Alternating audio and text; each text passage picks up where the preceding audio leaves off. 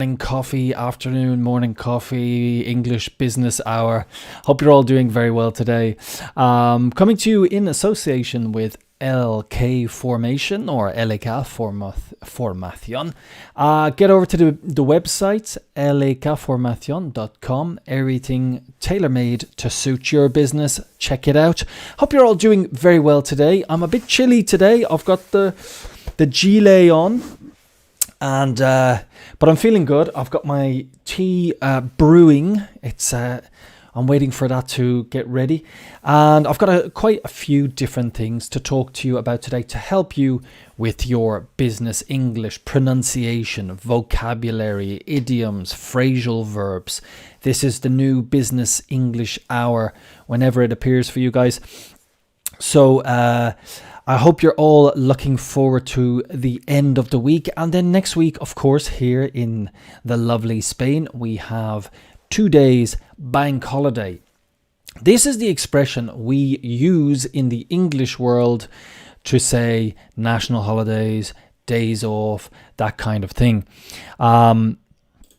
So what it essentially is anything that everybody has a day off, we will call a bank holiday. It's a very strange name. I don't exactly know where it comes from. I can guess that it just is when the banks take a holiday. So anyway, that's what it is. And without any further ado, that means without waiting too much longer, let's jump over and see what we are going to talk about today. In the next hour, I'm going to be helping you with different parts of your English. So I'm going to start straight away, and we're going to look at what was in the news last night. Here we have the death of one of the former members of Fleetwood Mac, Christine McVie. We all know this famous band. Well, anyway, if you're of a certain age, you know the band. If you're younger, perhaps you don't, but a very popular band. Macron is in the news. He's on a visit over to the United States today. And William and Kate, the Prince and Princess of Wales, because they have taken the old titles from the parents. And now that's their title. So let's see. Christine McVie, singer of the group Fleetwood Mac. Most people, I think, would be more familiar with Stevie Nicks. But because I'll be honest, I didn't really know about Christine McVie. The singer-songwriter died peacefully in hospital on Wednesday, November 30, following a short illness. Her family announced in a press release she was 79. Often you will say 79 years here in Spain. However, in English, we will either say one of two things. We'll say she was 79 or she was 79 years old. We won't say the only 79 years. We just do not say this. It sounds something like, perhaps I would say, I've been working, how long have you been working in your company? 79 years. Okay, a bit too long. But for someone's age, 79, just end on the word, and that's the number is absolutely fine. There are no words to describe our sadness at the passing of Christine McVie. She was truly one of a kind, special and talented beyond measure. That was tweeted by the band members. The Times remembers the Briton, so she was from Britain. Often you refer to someone from Britain as a Briton. Sponsoring hits such as Little Lies, Everywhere, Don't Stop, Say You Love Me, and Songbird as a reserved and intelligent artist. Reserved is a word we would use. Let me highlight this word for you up here. Reserved is a nice word to say introverted. Introverted is a bit strong. Reserved, laid back, often you can say laid back. An intelligent artist. The American British rock band founded, which was when it was started, it was founded in London, 1967, has sold more than 100 million records worldwide, making it one of the most popular bands of all time. Did you notice how I said 100 million? I didn't actually say 100 million. I said 100 million. And this is what we'll normally say for something that is one. So if I'm talking about a person or anything that's one, I was at a business event and a man came over to talk to me, and he introduced me to a woman, and then a woman came over later. So it's a for one. We use this so often, and we're talking about numbers, we're talking about anything. So try that the next time. It's a small little change to your English that will make a big difference. Okay, instead of saying one, say a. They use the article a.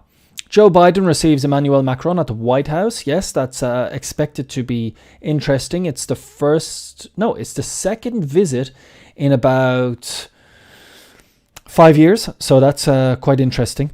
Expected to be all the bells and whistles, full formal honors given to Macron. There will be the White House dinner. There will be all this. Then I was listening to a business podcast, I think more than likely on The Economist, talking about how recently or before the United States really angered France because they had a submarine deal. And then what happened was it wasn't with the United States. It was with Australia. France had a deal with Australia, and Australia pulled out of the deal. They pull out is when they exit the deal at the last minute, and they decided to do a deal with the United States and the UK. So that really angered France, and now America, the United States, has been doing a lot to heal the wounds, to make things up with France, and now it's expected to be all nicey now. But it's interesting, since Brexit, and when we talk about Europe and the military, France really does have the biggest military in Europe, so that's interesting as well. The United States will want to keep ties with France, and because the UK obviously has exited, and there's important business to be done, because Germany doesn't really, it started its military, but France really would have the biggest military in Europe. Macron's arrival on Tuesday kicked off the first state visit of Biden's presidency, which includes a lavish state dinner on Thursday evening. Okay, right.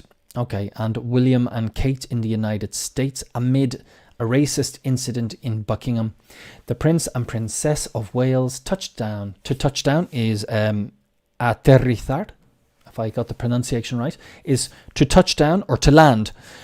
In Boston on Wednesday, ahead of the second Earthshot Prize Awards, which will take place later this week. CNN reports William and Kate, very nice life traveling around the world, but they have to work hard, I suppose. This is an argument for having a monarchy. Sometimes people feel they are useless, but other people would say very good for doing business. So there was a controversy, and what happened was there was a dinner at Buckingham Palace, and somebody, the godmother, which is, oh man, what's the godmother in? Okay, Padrina.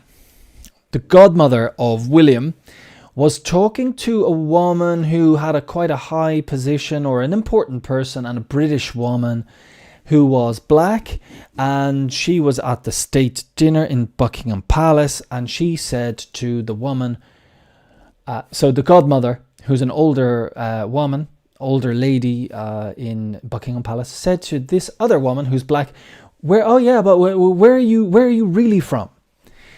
This was highly insulting because, of course, the woman is British, and at the time, nowadays, we're all used to immigration for many, many years. You can be black British, you can be Chinese British, you could be Chinese Spanish, we need to be careful with political correctness. These people were born here, they have the citizenship. Many generations, in fact, have been living in the country. And to say to someone, but where are you really from, is considered politically insensitive and racist. I am from Ireland and my children are growing up here in Spain, and it would be seen as quite innocent to say to my children, perhaps later when they're older, oh, but where are you really from? Well, one of my children was born abroad, but one of them was born here. Now, it seems like an innocent question, and I would see it as innocent, but what really it's saying is, well, you're not real Spanish, because your family name is different or you look different. You're not real, and that's really racist, essentially. So we need to be careful and avoid these type of things, especially if you're doing cross-border business and so on. This woman has been asked to step aside. Okay, now when you're talking about CEOs, CFOs, CMOs, whoever, if they do something bad or if they want them removed, you would say you ask them to step aside. Okay, that means you want them to stop their duties and to move to the side. And if you want them to also step down or step aside. So that is what this woman has been asked to do. And of course, we'll be talking about this kind of political correctness and so on, which plays an important role in many things. Let's go on. That's the news of the night. Now, what did I want to look at after that? I wanted to look at Argentina. Okay, it's an interesting story. Argentina is considering certain people want to stop drinking alcohol. Argentina wants to impose zero tolerance on drunk driving. So zero tolerance would be absolutely, if you are drinking, you are going to lose your license perhaps or go to jail. Let's see what it is. The Argentine Congress wants to ban all alcohol consumption by drivers. Members of Parliament, MPs, overwhelmingly, which means by a big majority, approved the bill on November 24th. Before something becomes law, it's a bill. It's like an idea. We propose this. If you approve this bill, it will be a law. And senators are due to consider it soon. The wine provinces are against it. Surprise, surprise, which is kind of, we say, surprise, surprise is kind of like saying in Spanish, bueno, bueno. Like, I'm not surprised. It was a very large majority, 193 votes for, and only 19 votes against, and 4 abstentions, people who didn't vote. The bill, it is forbidden to drive any type of vehicle with a blood alcohol level above 0 milligrams per litre of blood. I think the younger generations would be quite used to this now, the zero tolerance on drink driving. Just if you're going to drive, just don't drink at all. We have tolerance in most countries where you can have a small glass of beer or so on, but perhaps maybe the best thing to do is just don't drink and drive. Full stop. Period. Punto. 20 road deaths a day in Argentina. This result transcends the traditional political divide between ruling Peronism and the right-wing opposition. We have heard heartbreaking stories told by families of road accident victims who came to testify from drunk drivers. Yeah, I agree with this legislation to a degree, to a point. But I think often when these people who kill people on the road, often they're very drunk. They're just breaking the law. They know they're going to break the law. It's not about a little bit. But the question would be, if it was banned completely, would these people drink in the first place? So anyway, coming up to Christmas, it's the 1st of December. This is known as the Christmas season, and this is a time of year when people are celebrating work parties, meeting family, and drink driving. Where I'm from, you see the police out in force a lot. The idea is to create cultural change. It's about eliminating the emulation of those who drink 1 or 2 glasses before driving. Whoever drinks should not drive. Whoever drives should not drink. Yeah, that's interesting. Yeah, I remember when I was younger, I just wouldn't drink and drive. I think with the younger generations, this is quite acceptable. Perhaps with the older generations, you're changing a culture, and it's more difficult. But definitely, don't drink and drive. That's it. It's just I will not go. I remember talking to someone recently, and he said he was going to go to a party, and I said, somewhere in the conversation it came up that he was going to drive, and I said, why are you going? Why would you go to a party if you... Because in my mind it was like, you can't drink. You go, I'll have 1 or 2. And then later we talked and he said he had 1 or 2. But personally, for me, it's a deal breaker. If I can't drink, I'm not going to go. Yeah. So that's personally, I prefer to have a drink if I'm going somewhere. It's kind of a part of my culture, the English UK culture. We like to have a drink. But if I'm going to drive, I'm just not drinking. I'm not going to risk my license and risk having an accident. Okay, right. Now I wanted to look at this. Where are we? Not this one, probably not this one, and this one is what I wanted to look at. Eurozone in the economy. Let's have a look. Economy. Let's get some vocabulary pronunciation expressions for you guys. Eurozone inflation falls for the first time in 17 months. There we can see a picture of someone in a hair salon or a beauty salon, depending on what they do. Or the hairdressers is a common name. Eurozone inflation falls for the first time in 17 months. Inflation in the Eurozone may have peaked, which means it reaches its highest point, which is the peak of a mountain is the top. With data showing a drop from October's record 10.6% to 10% in November. It is the first decline since June 2021. A drop in energy and services prices led to lower than expected inflation. It could prompt or cause the European Central Bank to opt or to choose for smaller interest rate hikes. Okay, good news. Inflation going down is good. Next, health.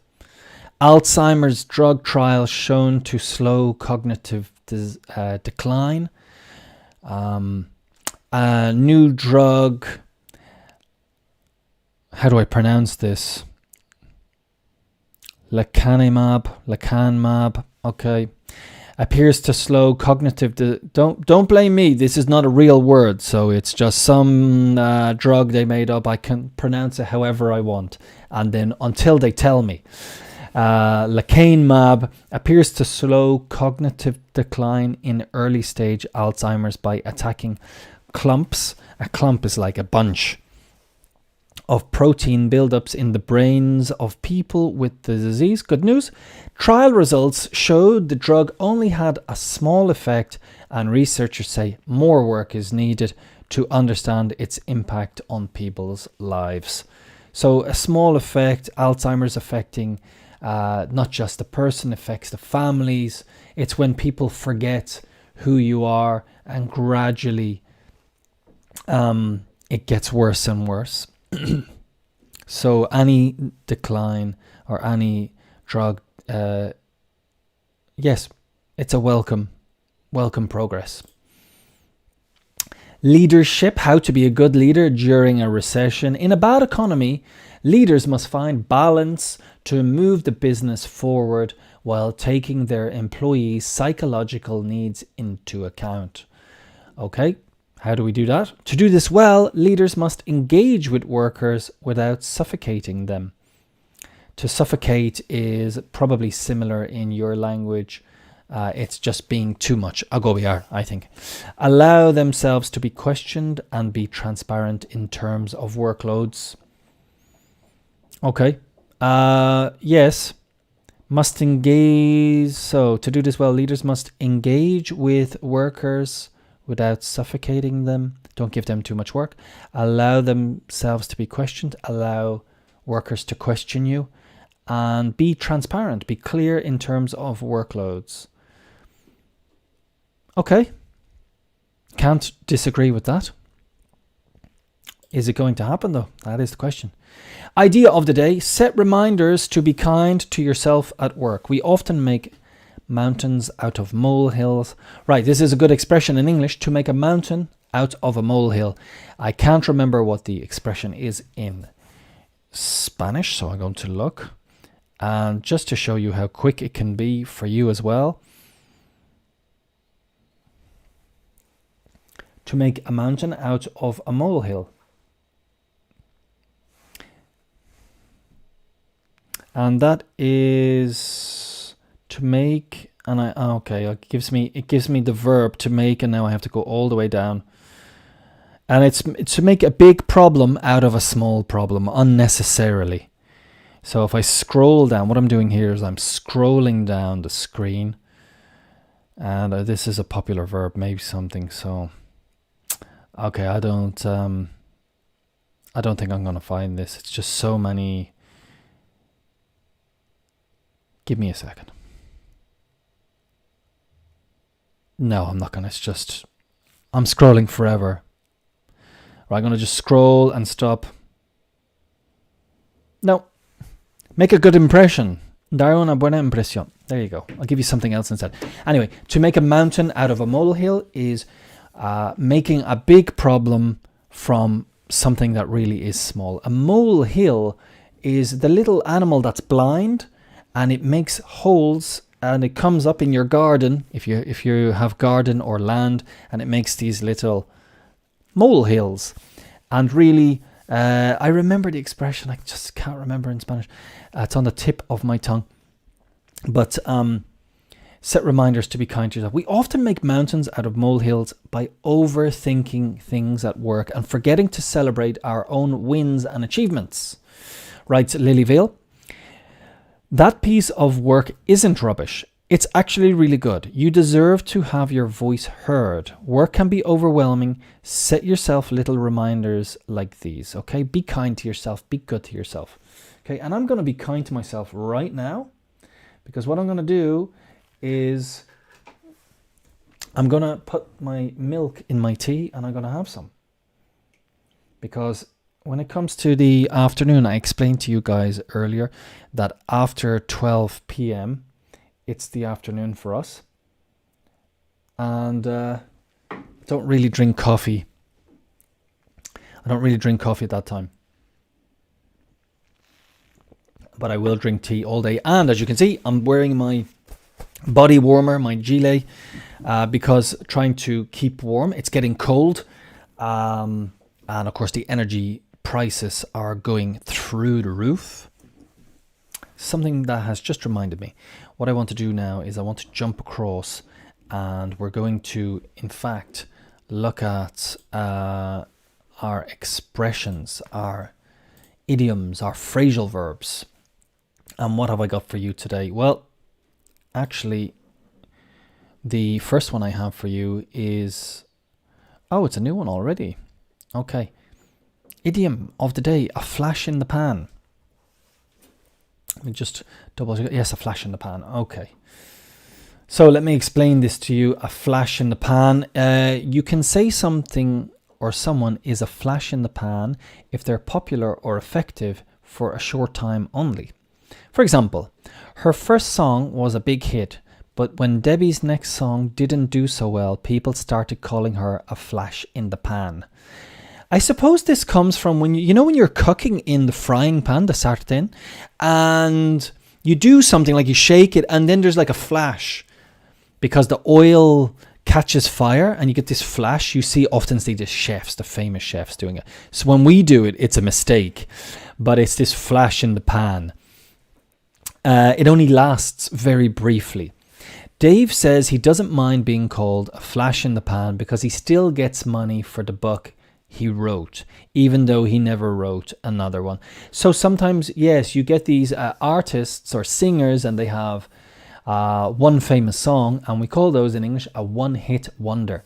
That's when you just have one hit. And let me see. I can't think of anybody at the moment, a flash in the pan, but just somebody who's really popular for a short period of time, and then they pretty much disappear. But if you're an artist and you have a song, the perfect type of song that you really want to be a flash in the pan for is a Christmas song, because the Christmas songs will be repeated every year. On that topic, I read recently that Mariah Carey and her song All I Want for Christmas is really, really popular at Christmas time. Every shop plays it. She gets a lot of royalties. The royalties is the money you receive for your work. So when radio stations or play her music, they have to pay her a royalty, which is perhaps, or Spotify will pay her 2 cents for every play, 1 cent, I don't know. Anyway, she wanted to,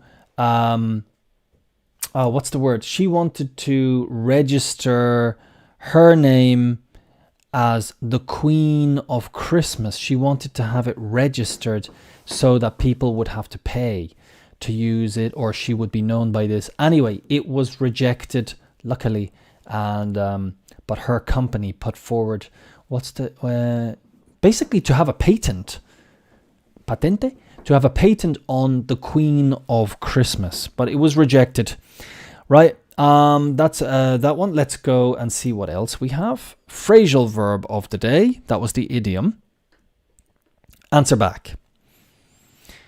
To answer back to somebody is to reply rudely to someone who is in a position of authority, such as a teacher, a parent, or a coach. Coach, like in a football coach, for example. Harry's students don't respect him. Some of them even answer back rudely when he asks them to do something. So my son answers his mother back when she tells him to do something like clean his room. He says things like, clean it yourself. So if you're rude back to a teacher, if you say something back to your parents and you're rude, this is answering back. Don't answer back.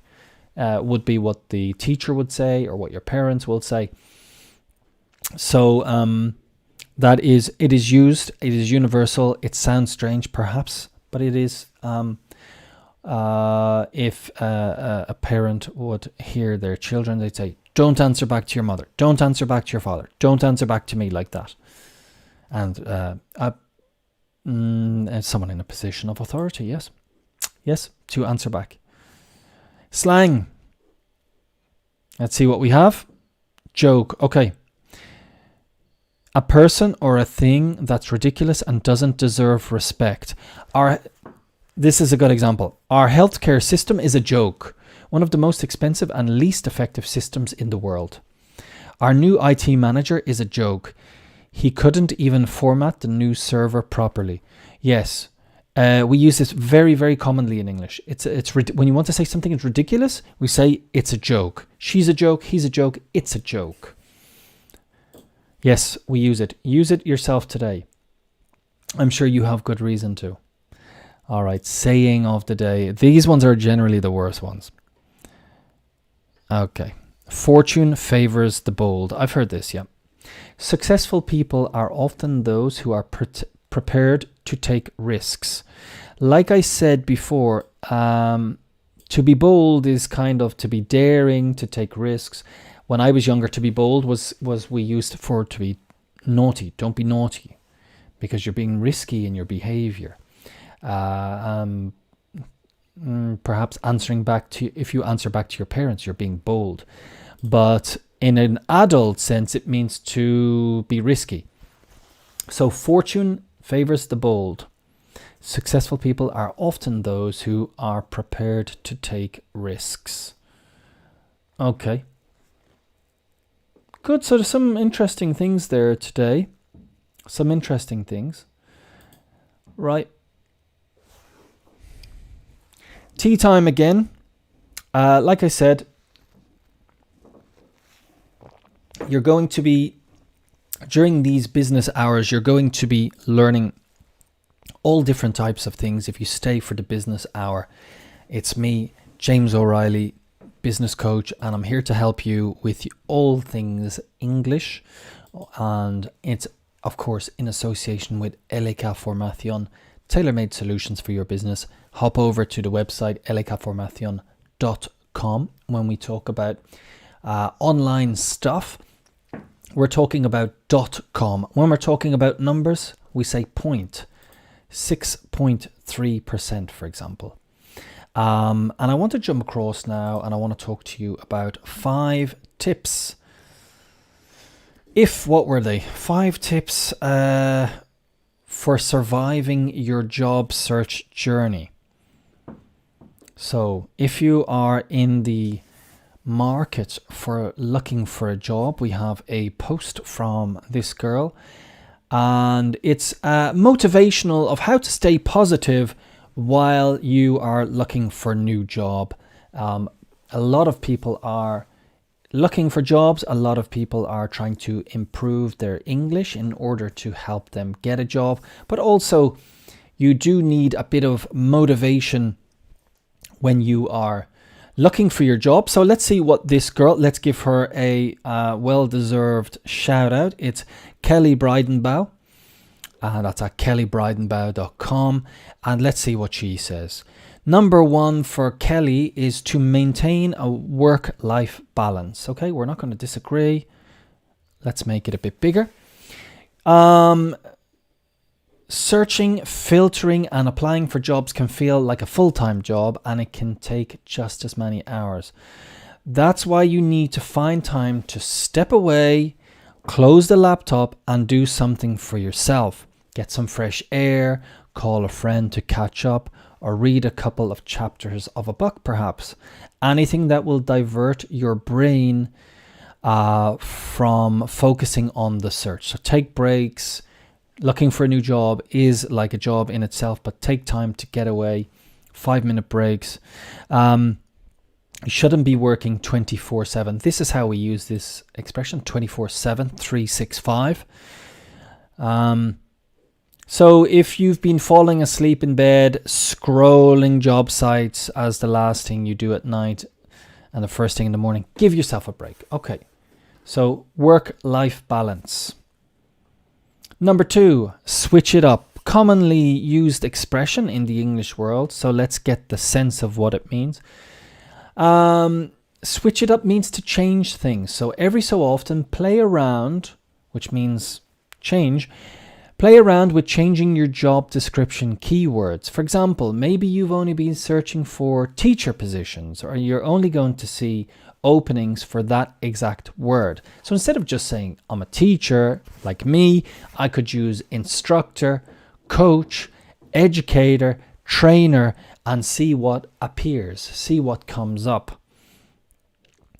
What is the best way to find new search terms? There's an old right-click synonym trick that can get you some fresh words, or you can take it up a notch and use keyword search tools and websites. These tools usually used for search engine optimization, SEO, search engine optimization, or search engine marketing. But isn't that what you're doing when you're jobbing it? Using search engines to display different results. Play around with some different combinations, okay? So use different words in the search engine and also in your keyword descriptions. Switch it up. Why not? Why not? Don't limit yourself. Companies have to pay to have their job postings on most sites, which means they might not be advertising on every site. So what should you do? Take the extra few minutes to set up your profile on a handful of sites. A handful of sites, un puñado.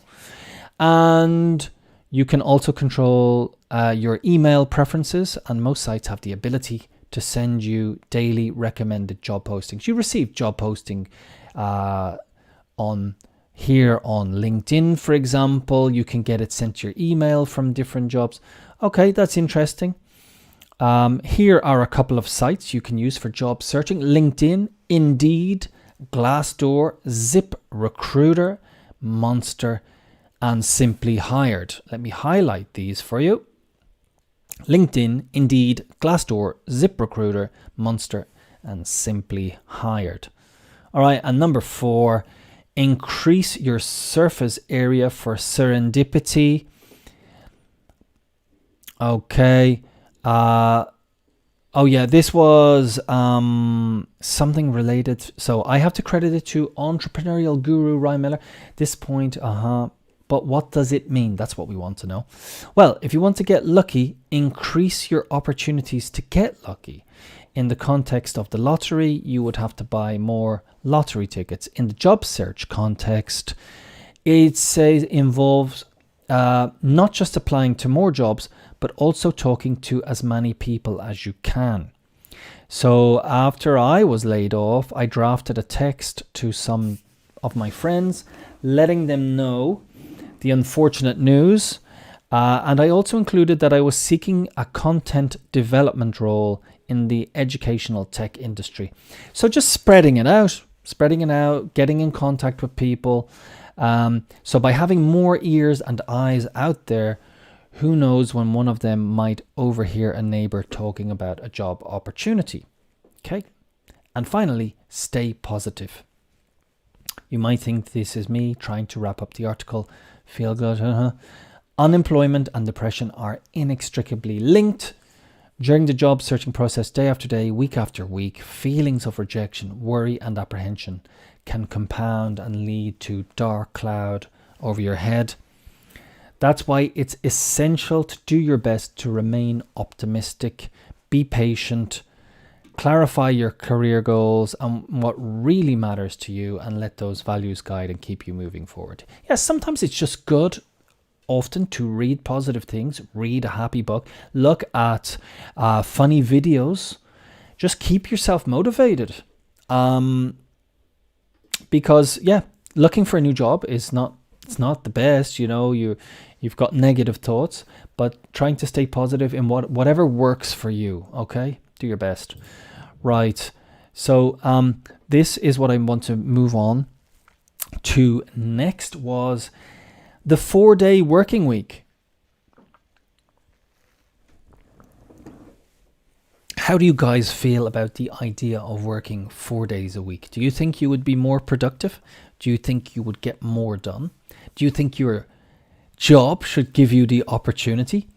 I know here in this country, for example, in the summer hours, you finish earlier and you get all of your work done. So why not compress or condense those working hours into 4 days a week? Well, some companies in the UK have been looking at this. They have been trialing it. To trial something is to try, basically. And we've got some results. One of the roughly 100 British companies, 100 or let's say 100 British companies move to a permanent 4-day week for thousands of workers without docking their pay in UK first. To dock someone's pay is to take away some of their pay. For example, if you are late for work, if you don't come to work, if you don't work some days, your pay, your wages will be docked.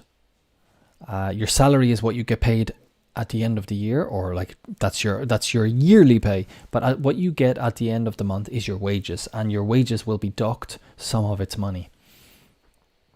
So I want to get down to the nitty gritty, and I want to have a look at some of the results of this. A trial of the 4-day working week in France previously found workers were putting in the same amount of hours, even with a day fewer. So France was showing positive results. I want to have a look at some numbers now.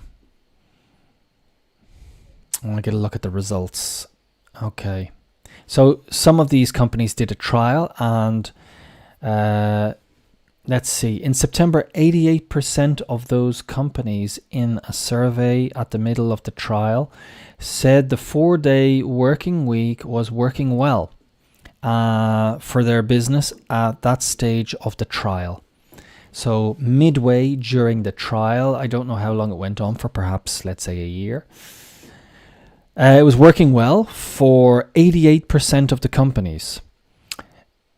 95% of the companies surveyed said productivity had either... Okay, this is what I'm going to come to a grammar point in a second. Had either stayed the same or improved since the introduction. So the productivity had stayed the same or improved. 95%. So it hadn't gone down. But what I want to show you here is when we say here we have had either, this word either, and then this will always be followed by or. Had either stayed the same or improved. Had either reduced or stagnated. So when we say this, we say either or. In other countries, like here in Spain, you'll say o, whatever. O stayed the same, o improved. But in English, it's either or. And the negative would be had neither stayed the same nor improved. Okay, little grammar point for you. The more important would be the positive one, either stayed the same or. I will either go skiing for my winter holidays or go to New York. Either or. However, only around half of those taking part, 41, responded to a survey with nearly 9 in 10 of the respondents saying that they would keep the scheme in place beyond the trial period. However, only half of those taking part.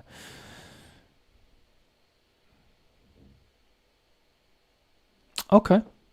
So it's looking good. 9 in 10 said they would keep the scheme in place. The scheme is the project. 15% surveyed, encuesta is a survey, claimed that productivity had surged dramatically, while the remainder recorded either no change or only a slight improvement in output. Companies previously said they had struggled with... what we call this is in the beginning of the trial of 4 days, some of the companies had problems. They struggled to with the rota. The rota is, okay, you will work, it's the turnos, the rota or the shifts, staff confusion, staff is the personnel. After rolling out the 4-day week, with bosses admitting that they doubted the policy could survive. Well, normally when you roll things out, when you start something, it's going to be difficult. It's more like, Samantha Lucy, boss of communications firm Unity, told The Telegraph last month, it's more likely that we won't carry on now. So we won't continue. Carry on is to continue. Sometimes if you're in a meeting and you want somebody to continue, if you maybe interrupt the situation, you go, carry on, continue, or go ahead. One of the things that has struck me is whether or not we are a mature enough business to be able to handle the 4-day week. The fact that a lot of people, a lot of other companies in the world are not doing a 4-day week is a challenge. However, towards the end of the trial, it seems that despite the rough times she acknowledged during the changeover process, her attitude towards the concept was much more positive. So she changed her mind. She didn't think they would continue. And then the outcomes we're experiencing, such as better, higher and positive team culture shift, are reassuring that the bumps in the road are exponentially worth it. Yes. Yes, I was just talking to some students earlier and we were talking about the word bump. Bump, B-U-M-P, bump. A bump is when you, let's say, hit your head, you get a bump. And when you're driving on the road in your car, or you're in a bus, or you're in transport, this is smooth, the road is smooth, but if it's like this, it's bumpy. So often you'll use this in a business sense of it was a bumpy road at first, but then everything started to go smoothly. And you can use this as like just a metaphor. So yeah, it looks like it's a bit difficult in the beginning, but then later things start to smooth out and get easier. Okay. So let's see how that goes. Here we have a picture of one of the train stations. That looks familiar to me. I think, I don't know.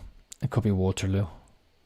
Yeah, I don't know. Okay then. So how do you guys feel from a management perspective? 4-day working week. Is it worth it? Is it going to be too difficult? In some countries, as you can see here, it's working well for most people. But then, of course, like I said before, in those countries, in certain countries, people have more strict working hours and they leave on time. Here in Spain, it's a bit more tricky, I think. People work longer hours. So why would management want them to work a 4-day week when they can just make them work more anyway? But it seems that the staff are happier. There's a better culture. There's a better team feeling. Let me know how you feel. Give me some idea in the comments. Okay, and another thing I wanted to look at. Oh, it's disappeared on me. I was going to look at some of the idioms. Okay, but sure, they're gone. All right, and that was it. So what have we done? We've done the 100 British, the companies that are going to go towards a 4-day week. We've looked at our language, word of the day, idiom of the day, phrasal verb of the day. We've been looking up vocabulary. We've looked at that. We've looked at Argentina. 5 tips for surviving your job. And finally, I think I'm going to look at this. Last thing was career advice, the balance, just the 5 steps. Okay. Once you know you've lost your job, which is happening to a lot of people, we're going to look at these 5 tips to make sure to do. So once you know you're going to lose your job is 1, make sure that holiday pay, overtime, and other payments you might receive are correct. So in advance, don't wait for the last minute when they send it to you just before you're leaving. Ask for it as early as you can in advance what the numbers will be. Because often you'll say, I'm leaving a job, or they're going to let you go, or laying you off, and you're a bit. Get the numbers as early as possible, because when you contact them, it could be quite late and you're already gone and they don't care about you. But if you get in early and you say, that doesn't look right, I haven't received a bonus, I was part of that team, I have worked in fact for this long, because often when you raise the topic the first time, they will say, oh, that's from the finance department, I don't know. So it's different departments working with each other, human resources, finance, your own department. Get the numbers correct. Okay, I agree with that. Number 2, check on the status of your severance package. To sever is to cut. So check on the status of your severance package. That's pretty much what we were talking about. What are you expected to receive when you are laid off? Is there a redundancy payment because they're letting you go? Are you supposed to make sure again that the figures are correct? Number 3, find out what unemployment benefits you're entitled to. There may be variations in different European countries. So there certainly are different variations. If you work here in Spain, you will be entitled to perhaps a certain amount of money for working a certain amount of years. If you take that over to Belgium, it could be different. If the company you're working for is based in the UK, what does that mean for you? Find out this information and what unemployment benefits will be given to you from the government.